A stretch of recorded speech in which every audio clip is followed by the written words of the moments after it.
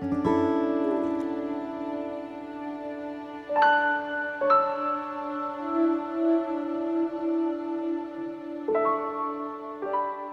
friends, Michael Shainblum here. This is a video I've been wanting to do for a while now, and this is my top 5 biggest mistakes to avoid when you're getting started shooting landscape photography. These are all things I've been guilty of in the past. Definitely learning from those mistakes, I think, helped me to grow as an artist, so here they are. All right, mistake number 1, and this is one that I was guilty of for a long time, especially early on shooting landscape photography. And this is not getting to know the landscape, not understanding, scouting, and spending the time with that landscape. I would just rush in, set up my tripod, grab the shot, and be done with it. When you go out to shoot a new place, it's kind of like meeting a new friend. It's hard to get to know that person in like 30 minutes to an hour, and I've found the more time I have to really scout around, spend time relaxing, enjoying the landscape, the more I've noticed what that place is actually about, and not only what the place is about, what I actually want to say about the place. This could sound a little bit cliche, and I know obviously to capture a landscape photo, you need to physically be there, but it's a little bit more than that, I think. I think it's also the emotional connection that you create with the landscape, and that helps you to tell the story. So I definitely recommend when you go on trips, don't just grab a quick shot of a landscape and then move to the next one. Really spend the time, even if it's a few days, even if it's weeks. I shoot a lot locally here in San Francisco, and I revisit the same locations over and over again. And I find that in a lot of those locations, I'm still discovering new things about them. So don't rush the photography. Take the time and get to know the place that you are photographing. Tip number 2, and this is again something that I did a lot when I first got started shooting landscape photography, making the mistake of shooting everything wide. I was in the mindset that, well, I'm in a landscape and the landscape looks cool. So if I include as much of the landscape as possible, it's just going to make the image that much cooler. Not exactly.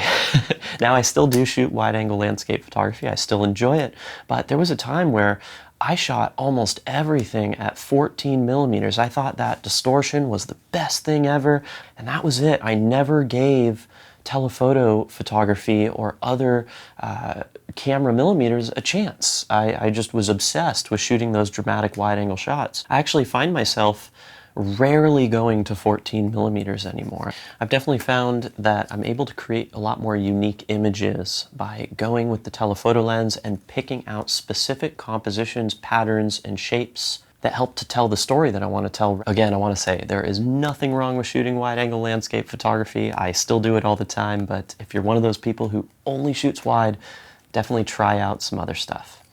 Tip number 3 is letting others control your art.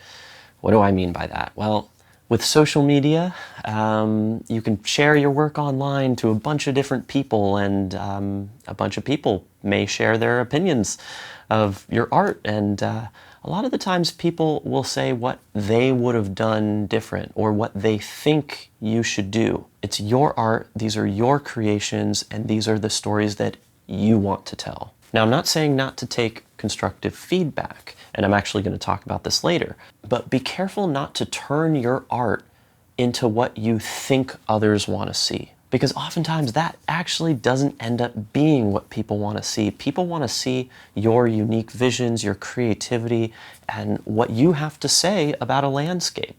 And if you're constantly considering and just thinking about what others are going to think about your artwork, you end up losing a lot of that creativity, I've found. And I've been guilty of this. I've fallen into the trap of feedback and criticism on social media. I've had my images in front of a decent amount of people, and I've garnered quite a bit of negative feedback sometimes. I just have to keep reminding myself, that's not why I started creating art. I started creating art and taking pictures because it was my favorite thing to do. It's because it was a blast, it was fun, it was exciting, it was a way of getting out all my creative thoughts and really expressing myself. And there was definitely a moment in time where I lost sight of that. It was probably when I was the most unhappy taking pictures. So don't fall into that trap. I know it's hard with social media, but create art for you, no one else.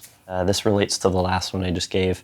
And it's so hard not to do this, so I understand if you do it, I do it too, is to not compare your work to others.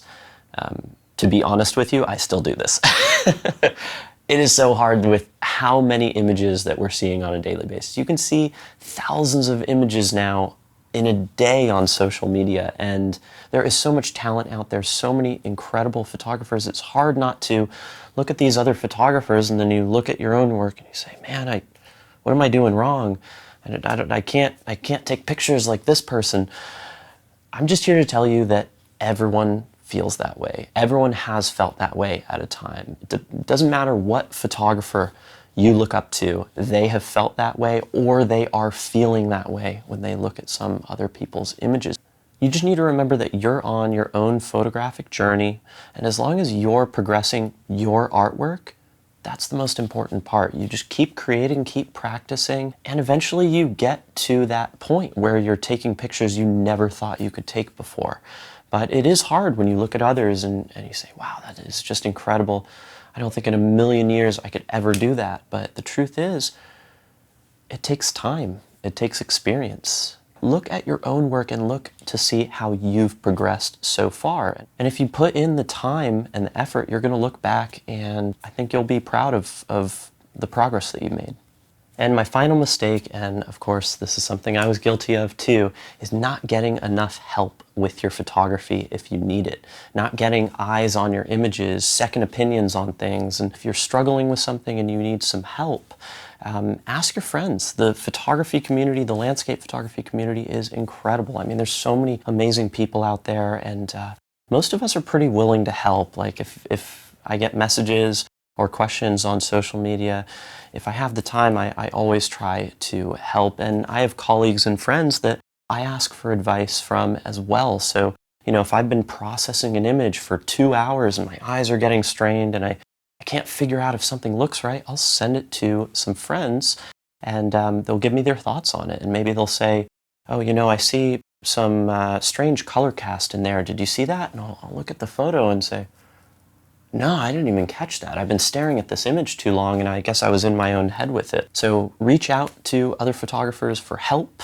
and for assistance. Go out, shoot with friends and colleagues, and just be a part of the landscape photography community. I mean, it's a great community with a lot of amazing people in it. So those are my 5 mistakes that I have made, things that I think I've learned from and grown as a photographer. And now I'd like to hear from you. What is the biggest mistake that you've made as a photographer getting started, or a mistake that you're working on, something that's helped you to grow as a photographer? Please let me know in the comments below. And as always, really appreciate you watching the video. Give it a thumbs up if you enjoyed it. Subscribe to the channel because I'm going to be releasing a bunch of new videos in the future. And yeah, I'll catch you in the next one.